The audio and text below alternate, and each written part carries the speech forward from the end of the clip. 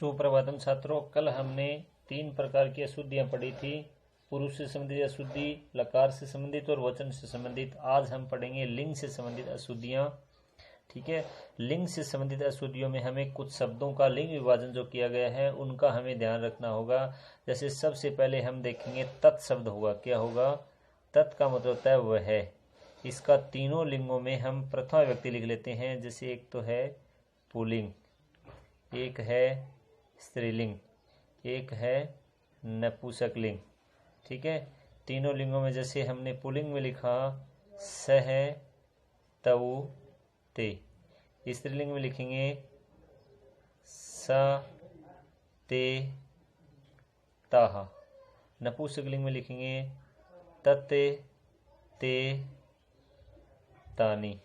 इसका मतलब वह है, वे दोनों, और ये हो जाएगा वे सब। ठीक है। इसका भी वही अर्थ होगा, इसका भी वही अर्थ होगा। ठीक है। सह का मतलब भी वह है, सा का मतलब भी वह है, तत् का मतलब भी वह है। इन तीनों का अर्थ क्या होगा? वे दोनों। इन तीनों का अर्थ क्या होगा? वे सब। ठीक है।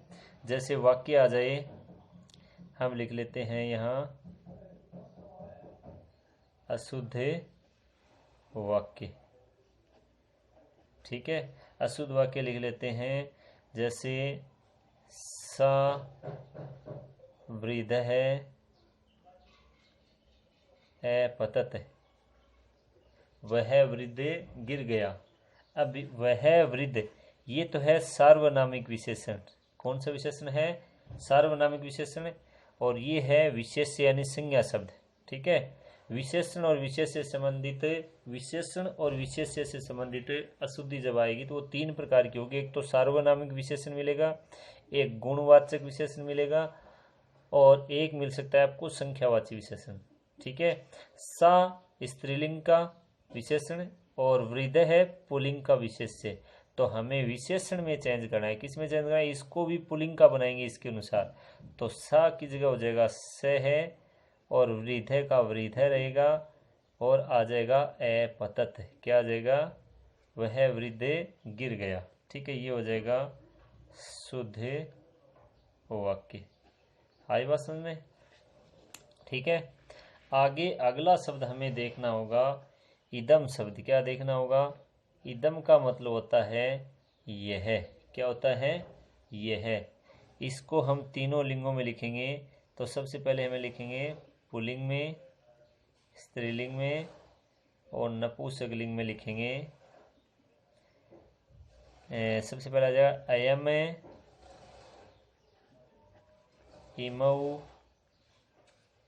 इमे, अयम इमऊ इमे। स्त्रीलिंग में आ जाएगा इयम इमे इमह। नपुंसकलिंग में इदम इमे इमानी। ठीक है। इन तीनों का अर्थ होगा यह, इन तीनों का अर्थ होगा ये दोनों। ठीक है। इन तीनों का अर्थ होगा ये सब। क्या होगा? ये सब। ठीक है। इसमें वाक्य आएगा जैसे अशुद्ध वाक्य, और यहाँ हम लिखेंगे शुद्ध वाक्य। ठीक है। जैसे वाक्य आ जाए अयम उपवनम अस्ति, अयम उपवनम अस्ति। यह उपवन है। उपवन नपुंसकलिंग का विशेष्य है, संज्ञा शब्द है उपवन। इसका विशेषण है अयम, सार्वनामिक विशेषण है। अयम शब्द पुल्लिंग का दे रखा है और उपवन नपुंसकलिंग का होता है। तो नपुंसकलिंग का ही उपवन के लिए इदम आएगा। क्या आएगा? इदम। तो यहाँ शुद्ध वाक्य हो जाएगा इदम उपवनम अस्ति। ठीक है। फिर आगे हम देखेंगे जैसे एक आता है सर्व शब्द। क्या आता है? सर्व का मतलब होता है सभी। क्या होता है? सभी। सर्व शब्द की विभक्ति हम देखेंगे, केवल प्रथम व्यक्ति में ध्यान में रखनी है। जैसे पुल्लिंग की प्रथमा विभक्ति, स्त्रीलिंग की प्रथमा विभक्ति, नपुंसकलिंग की प्रथमा विभक्ति। ठीक है। पुल्लिंग में हम देखेंगे कि आ जाएगा सर्व है, सर्वौ, सर्वे। ठीक है। स्त्रीलिंग में हो जाएगा सर्वा, सर्वे, सर्वाः। नपुंसकलिंग में सर्वम, सर्वे, सर्वाणि। ठीक है। जैसे हम एक अशुद्ध वाक्य लिख करके समझ लेते हैं, ये है अशुद्ध वाक्य, ये है शुद्ध वाक्य। ठीक है। अशुद्ध वाक्य कैसे लिखेंगे, जैसे आ गया सर्वः बालकः गच्छन्ति, सर्वः बालकः गच्छन्ति। अब सर्व शब्द है, बालक है वो पुल्लिंग का है। पुल्लिंग के जो है वो है सर्व, सर्वौ, सर्वे। सर्वे का मतलब होता है सभी। सर्वाः स्त्रीलिंग में होता है, नपुंसकलिंग में होता है सर्वाणी। पुस्तकानि के साथ में आएगा सर्वाणी, बालिकाः के साथ में आएगा सर्वः, बालकाः के साथ में आएगा सर्वे। क्या आएगा? सर्वे। तो यहाँ बालक है वो पुल्लिंग का बहुवचन है, तो स्त्रीलिंग का बहुवचन लिख रखा है विशेषण है, हमें इसका करना होगा सर्वे। क्या करना होगा? सर्वे बालकाः गच्छन्ति, सर्वे बालकाः गच्छन्ति, इस प्रकार से लिखना होगा। ठीक है। ये तो हो गए सार्वनामिक विशेषण। सार्वनामिक विशेषण से संबंधित अशुद्धियां। अब हम देखेंगे आगे, जैसे लिंग से संबंधित अशुद्धि होगी या गुणवाचक विशेषण और देखेंगे हमें, एक संख्यावाचक विशेषण और एक गुणवाचक। जैसे संख्यावाची विशेषण में हमें 1 से 4 तक संख्याओं को ध्यान में रखना है, जैसे 1, 2, 3 और 4। 1 से 4 तक संख्याओं का लिंग विभाजन किया जाता है। पुल्लिंग में अलग लिखा जाता है, स्त्रीलिंग में अलग लिखा जाता है और नपुंसक लिंग में अलग लिखा जाता है। ठीक है। तो 1 को पुल्लिंग में लिखेंगे हमें एक है। क्या लिखेंगे? एक है। स्त्रीलिंग में लिखेंगे हमें एका। क्या लिखेंगे? एका। नपुंसक लिंग में लिखेंगे एकम। क्या लिखेंगे? एकम। 2 को पुल्लिंग में लिखेंगे हमें द्वौ। ठीक है। स्त्रीलिंग में लिखेंगे द्वे और नपुंसक लिंग में लिखेंगे हमें द्वे। ठीक है। 3 को पुल्लिंग में लिखेंगे त्रय है। क्या लिखेंगे? त्रय है। स्त्रीलिंग में लिखेंगे तिस्रः है। क्या लिखेंगे? तिस्रः है। और नपुंसक लिंग में लिखेंगे हमें त्रीणि। क्या लिखेंगे? त्रीणि। ठीक है। और 4 को पुल्लिंग में लिखेंगे हमें चत्वारः है। क्या लिखेंगे? चत्वारः है। स्त्रीलिंग में चतस्रः है और नपुंसक लिंग में चत्वारि। क्या लिखेंगे? चत्वारि। आई बात समझ में? ठीक है ना। अब देखो 5, 4 से आगे जो भी संख्या है उनका कोई लिंग विभाजन नहीं होगा। पुल्लिंग में 5 को पंच कहेंगे, स्त्रीलिंग में भी 5 को पंच कहेंगे और नपुंसक लिंग में भी 5 को पंच कहेंगे। तो हमें ध्यान रखना है 4, 1 से 4 तक संख्याओं का। ठीक है। जैसे वाक्य आ जाए, अशुद्ध वाक्य है, तिस्रः है, अश्वाः धावन्ति, 3 घोड़े दौड़ते हैं। यहाँ 3 शब्द है वो संख्यावाची विशेषण है। किसका? अश्व मानी घोड़ा, इसका विशेषण हो गया संख्यावाची। तिस्रः शब्द लिखा हुआ है वो लिखा हुआ है स्त्रीलिंग का विशेषण। अश्व मानी घोड़ा है पुल्लिंग का विशेष्य। तो हम विशेषण को चेंज करेंगे। पुल्लिंग का विशेष, पुल्लिंग में 3 को क्या कहते हैं? त्रय है। तो शुद्ध वाक्य हम करेंगे तो हमें लिखना होगा त्रय है अश्वाः धावन्ति। त्रय है अश्वाः धावन्ति। ये तो पहला वाक्य हो गया। जैसे दूसरा एक वाक्य और समझ लेते हैं, चत्वारि बालिकाः गच्छन्ति कर देते हैं, गच्छन्ति। ठीक है, 4 बालिकाएं जा रही हैं। तो यहाँ चत्वारी शब्द है वो हमने देखा कौन से लिंग का है, 4 की संख्या में देखेंगे चत्वारी है नपुंसक लिंग का। बालिका कौन से लिंग की है, स्त्रीलिंग की। तो 4 को स्त्रीलिंग में क्या कहते हैं, चतस्र है। तो हमें करना पड़ेगा चतस्र है, चतस्र है, ये कुछ नहीं है, बालिका गच्छन्ति, चतस्र है बालिका गच्छन्ति। ठीक है, ये हो गया वाक्य शुद्ध। जैसे एक और देख लेते हैं, त्रय है पुस्तकानि सन्ति, 3 पुस्तकें हैं। यहाँ पुस्तक शब्द विशेष्य है, संज्ञा शब्द है, इसका विशेषण है संख्यावाची विशेषण 3। अब पुस्तक नपुंसक लिंग का होता है, त्रय लिखा हुआ है पुल्लिंग का विशेषण, किसका विशेषण है, पुल्लिंग का। 3 को नपुंसक लिंग में क्या कहते हैं, त्रीणी। तो त्रय की जगह हमने करना होगा त्रीणी पुस्तकानि सन्ति, त्रीणी पुस्तकानि सन्ति। ठीक है, जैसे आ जाए 5 बालक पढ़ते हैं तो हमें लिखना पंच बालकाः पठन्ति, 5 बालिकाएं पढ़ती हैं तो भी पंच बालिकाः पठन्ति, 5 पुस्तकें हैं तो भी हमें लिखना होगा पंच पुस्तकानि सन्ति। यानी 4 के बाद जो संख्या है उनका कोई लिंग विभाजन नहीं होता, तीनों लिंगों में एक ही शब्द लिखा जाता है, पंच हो चाहे षट हो चाहे सप्त हो। ठीक है, ये था अपना लिंग से संबंधित अशुद्धि। अब हम देखेंगे 5वां है विभक्ति से संबंधित अशुद्धियाँ। ठीक है, इसमें हमें अच्छी तरह से कारक का ज्ञान होना चाहिए, कारक का ज्ञान होगा तभी हम इस प्रकार के अशुद्ध वाक्यों को शुद्ध कर पाएंगे। जैसे यहाँ हम लिखेंगे अशुद्ध वाक्य। ठीक है, ये बड़ा पॉइंट है वैसे। और यहाँ हम लिखेंगे शुद्ध वाक्य। ठीक है, आपने अच्छी तरह से कारक पढ़े थे। जैसे आ गया एक वाक्य है, विष्णु है वैकुंठम, वैकुंठम न लिख करके यहाँ लिख दे वैकुंठे लिख दे। क्या लिख दे, वैकुंठे अधिसेते।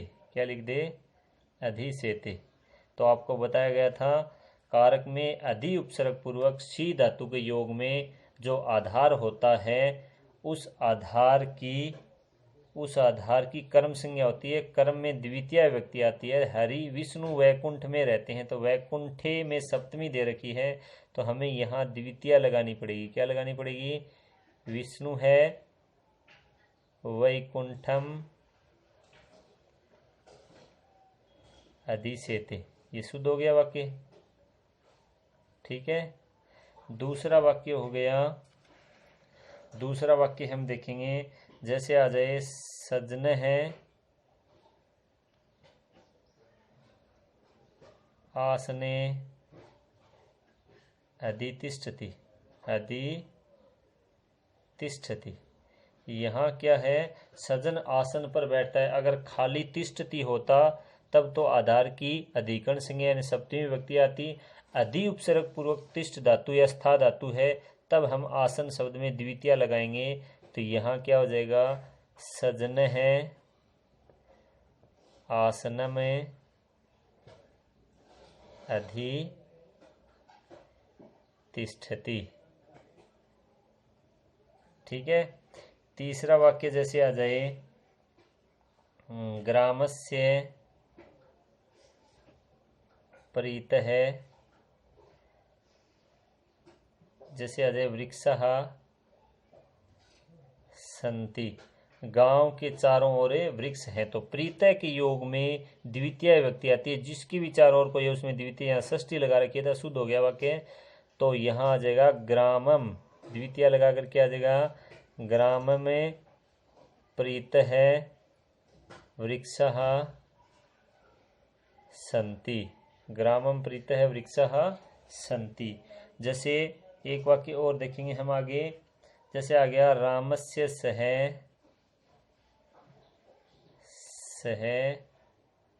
सीता वन में एगच्छत, ये नीचे लिख देते हैं वन में एगच्छत, ठीक है। राम के साथ सीता वन गई, तो इसको शुद्ध करके हम लिखेंगे। यहाँ सह के योग में तृतीया विभक्ति आती है, जिसके साथ भी जाया जाता है। सीता राम के साथ जा रही तो राम में तृतीया आएगी, न कि षष्ठी। तो यहाँ आ जाएगा रामेण सह सीता वन में एगच्छत, वन में एगच्छत, ठीक है। जैसे एक वाक्य और है, ये देखेंगे हमें, विवादात अलम, विवादात अलम, यानी अलम के योग में, अलम के योग में बस या मत के अर्थ में यहाँ तृतीया विभक्ति आएगी। विवाद शब्द में पंचमी दे रखी है, तो हम यहाँ लिख देंगे विवादेन, विवाद शब्द में तृतीया लगा देंगे, विवादेन अलम, ठीक है। अब आगे हम देखेंगे, जैसे छठा वाक्य देखेंगे, भिक्षुकम वस्त्राणि यच्छति। आपने कारक पढ़ा था, यच्छ माने देना, दान आदि, दान स्वरूप जिसको भी कुछ दिया जाता है उसमें चतुर्थी आएगी। यहाँ भिक्षुक को वस्त्र दिए जा रहे हैं तो भिक्षुक में चतुर्थी आ जाएगी, और हम वाक्य शुद्ध कर देंगे, भिक्षुकाय वस्त्राणि यच्छति। भिक्षुक के लिए वस्त्र दिए जाते हैं। दा धातु या यच्छ धातु के योग में जिसको दान आदि कुछ दिया जा रहा है उसमें चतुर्थी आ जाएगी। जैसे आगे वाक्य लिखेंगे हमें, जनक में नमः है, जनक को नमस्कार, तो नमः के योग में चतुर्थी आती है, जिसको भी नमस्कार किया जाता है तो जनक की चतुर्थी हो जाएगी, जनकाय नमः है, ठीक है। फिर अगला वाक्य है, जैसे आ जाए, हम लिख देते हैं वृक्षे पत्राणि पतंती। वाक्य है जैसे वृक्ष से पत्ते गिरते हैं, तो यहाँ पृथक के योग में पत्ते वृक्ष से गिरकर अलग हो रहे हैं, तो अलग होने के योग में जिससे भी कोई चीज अलग हो रही है उसमें पंचमी आ जाएगी। पत्ते वृक्ष से अलग हो रहे हैं तो वृक्ष में आ जाएगी पंचमी, वृक्षात पत्राणि पतंती, वृक्षात पत्राणि पतंती, ठीक है। जैसे अगला वाक्य हम देख, बीजे पाद पे है, बीजे पाद पे है जायते। बीज से पौधा उत्पन्न होता है, तो बीज शब्द है, इसमें पंचमी आ जाएगी जन धातु के योग में, जिससे भी कोई चीज उत्पन्न होती है उसमें पंचमी आ जाएगी, तो बीज की पंचमी होगी बीजात। क्या होगी? बीजात पाद पे है जायते, ठीक है। फिर आगे जैसे अगला वाक्य आप देखेंगे, जैसे वृक्षेभ्य अधः छाया अस्ति। वृक्षों के नीचे छाया है, ठीक है। वृक्षों के नीचे छाया है, तो अधः के योग में 2 बार अधः अधः आता है, तो अधः के योग में उसके योग में द्वितीय आती है। 1 बार अधः आया तो उसके योग में षष्ठी आ जाएगी। इसमें चतुर्थी दे रखी है तो आ जाएगी वृक्षाणाम। बहुवचन का ध्यान रखना होगा, चतुर्थी बहुवचन तो षष्ठी बहुवचन करेंगे। वृक्षाणाम अधः छाया अस्ति। क्रिया एक वचन की है क्योंकि कर्ता यहाँ छाया है, छाया एक वचन है, तो यहाँ आ जाएगा अस्ति, ठीक है। अगला वाक्य जैसे है भोजनेन कृते गच्छति। भोजन के लिए जाता है, तो यहाँ कृत्य के योग में आती है षष्ठी विभक्ति, तो भोजनेन में तृतीया दे रखी है, हम षष्ठी कर देंगे भोजनस्य कृते गच्छति, ठीक है। अगला वाक्य है जैसे, अगला वाक्य हम सप्तमी विभक्ति का देख लेते हैं। महेश है कार्येण कुशल है, महेश कार्य में कुशल है।